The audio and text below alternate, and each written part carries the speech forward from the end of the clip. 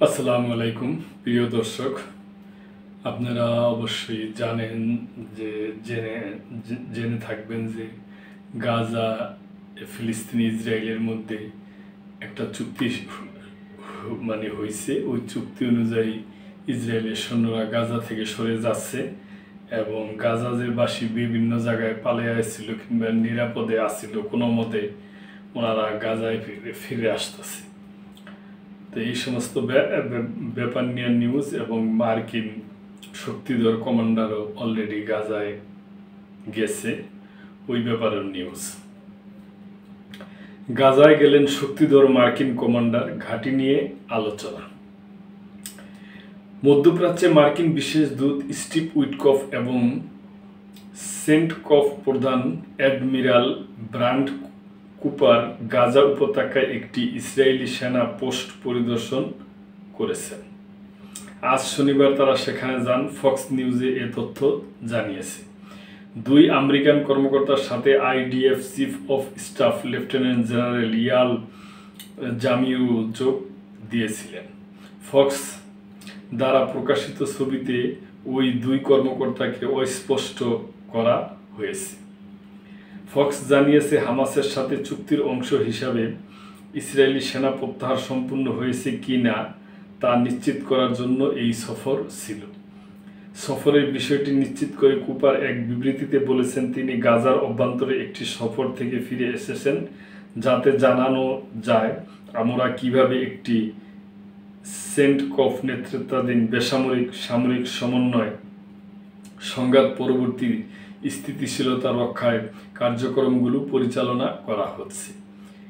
সিএমসিসি শান্তি নিশ্চিতে কাজ করবে। এই ঐতিহাসিক মুহূর্তে কমান্ডার ইন চিফের নির্দেশে মধ্যপ্রাচ্যের শান্তি প্রতিষ্ঠার আহ্বানে আমেরিকার ছেলেমেয়েরা সাড়া দিচ্ছেন।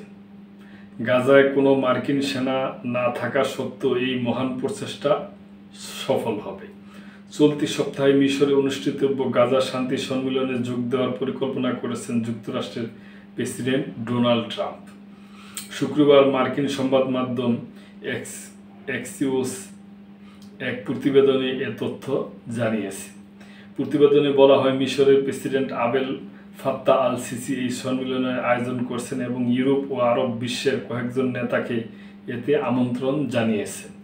সম্মেলনটি আগামী মঙ্গলবার লোহিত সাগরের উপকূলীয় শহর আল শামস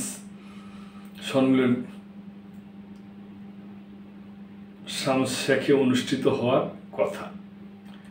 এখানেই সম্প্রতি হামাস ও ইসরায়েলের মধ্যে অস্ত্রবিরতি চুক্তি সম্পূর্ণ হয়েছিল, যেখানে কাতার, মিশর ও তুরস্ক মধ্যস্থতা করেছিল। এই সম্মেলনে অংশ নেবেন জার্মানি, ফ্রান্স, যুক্তরাজ্য, ইতালি, সংযুক্ত আরব আমিরাত, কাতার, জর্দান, তুরস্ক, সৌদি আরব, পাকিস্তান ও ইন্দোনেশিয়ার নেতারা বা পররাষ্ট্র মন্ত্রীরা। তবে ইসরায়েলের প্রধানমন্ত্রী বেনিয়ামিন নেতানিয়াহু এতে যোগ দেবেন না বলে জানিয়েছেন এক মার্কিন কর্মকর্তা। তো প্রিয় দর্শক, আমরা আশাবাদী এবং আমরা খুশি যে আল্লাহর রহমত যুদ্ধ বন্ধ হয়েছে, চুক্তি হয়েছে। এখন যুদ্ধবিরতি চলতেছে। কোট গাজার থেকে হয়তো সম্পূর্ণ সেনা গাজার এরিয়া ছেড়ে দিছে, আর গাজায় যে গাজাবাসী আছে ওনারাও ফিরতে শুরু করছে। আশা করি আল্লাহর রহমত স্থায়ী একটা যুদ্ধবিরতি হবে এবং শান্তি আসবে, এইটাই আমরা চাই। শান্তি যেন হোক এবং ডোনাল্ড ট্রাম্প সাহেব এবং আরব কান্ট্রির নেতারা এবং আরও অন্যান্য যারা আছে, মিশর, কাতার, তুরস্ক, এরা সবাই মিলে যে একটা মধ্যস্থতায় আসতে পারছে, এইটি মনে করেন একটা শুকরিয়া বলা চলে আর কি। তো আমরা আশা করব যে ইনশাল্লাহ সব কিছু ভালোভাবেই সামনের দিকে এগিয়ে যাবে। এ ব্যাপারে প্রিয় দর্শক, আপনাদের যদি কোনো মন্তব্য থাকে তাহলে অবশ্যই কমেন্ট করবেন এবং লাইক, শেয়ার, কমেন্ট করে সাবস্ক্রাইব করে মেম্বারশিপ নিয়ে আমাদের পাশেই থাকবেন। আল্লাহ হাফেজ।